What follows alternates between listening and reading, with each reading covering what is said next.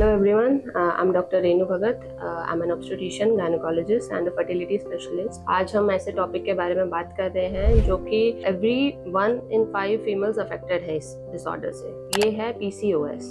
PCOS का मतलब होता है polycystic ovarian syndrome. Polycystic ovarian syndrome जो होता है it is basically a hormonal imbalance disorder, जिसमें अपने जो ओवरीज हैं अपने शरीर में ज्यादा मात्रा में एंड्रोजन बनने लग जाता है। एंड्रोजन का मतलब है कि मेल हार्मोन्स टेस्टोस्टेरोन वो ज्यादा क्वांटिटी में बनने लग जाता है, जिसकी वजह से हमारे बॉडी में अफेक्ट आने लग जाता है बिकॉज ऑफ हाई एंड्रोजन्स। इसके सिम्टम्स क्या क्या रहते हैं? सिम्टम्स होते हैं that can B menstrual symptoms, आपके फर्टिलिटी के प्रॉब्लम आ सकती है, कंसीव करने में प्रॉब्लम हो सकता है, और एंड्रोजन हाई होने की वजह से आप में हिर्सुटिज्म यानी कि एक्सेस ऑफ फेशियल हेयर और बॉडी हेयर हो सकते हैं, और there can be baldness also, male pattern baldness हो सकता है हाई एंड्रोजन्स की वजह से। और ओव्यूलेशन में प्रॉब्लम होती है। ओव्यूलेशन में जब प्रॉब्लम होती है तो आगे कंसीव करने में प्रॉब्लम होती है, तो there is some fertility because of it. तो इसका टेस्ट क्या क्या होते हैं और कैसे हम डायग्नोसिस इसका कर सकते हैं? इसके कुछ टेस्ट होते हैं, कुछ ब्लड टेस्ट होते हैं, एक अल्ट्रासाउंड करा सकते हैं जिनमें हमें पता चल सके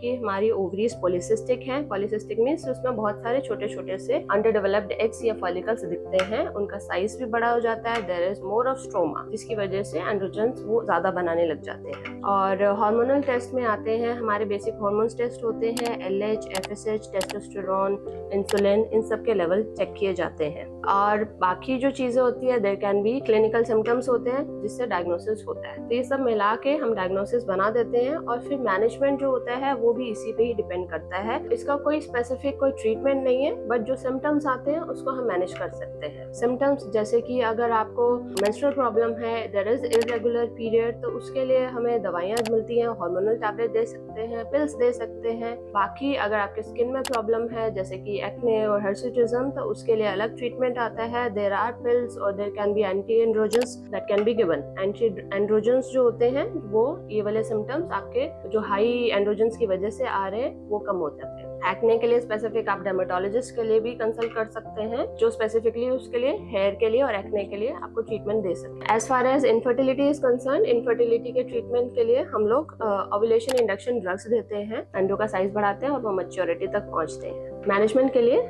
लाइफस्टाइल मैनेजमेंट बहुत जरूरी है।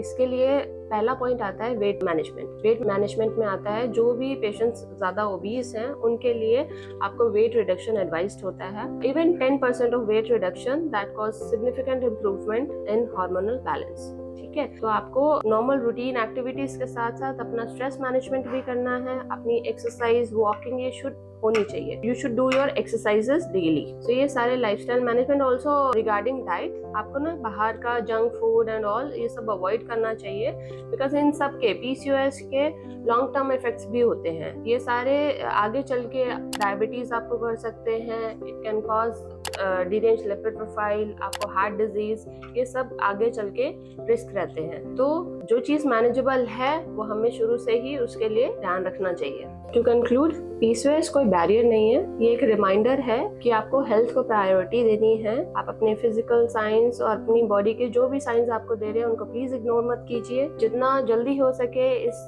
बीमारी को या इस सिंड्रोम को डायग्नोसिस करा के आप हेल्दी आगे लाइफ अपनी जी सकते हैं। Thank you.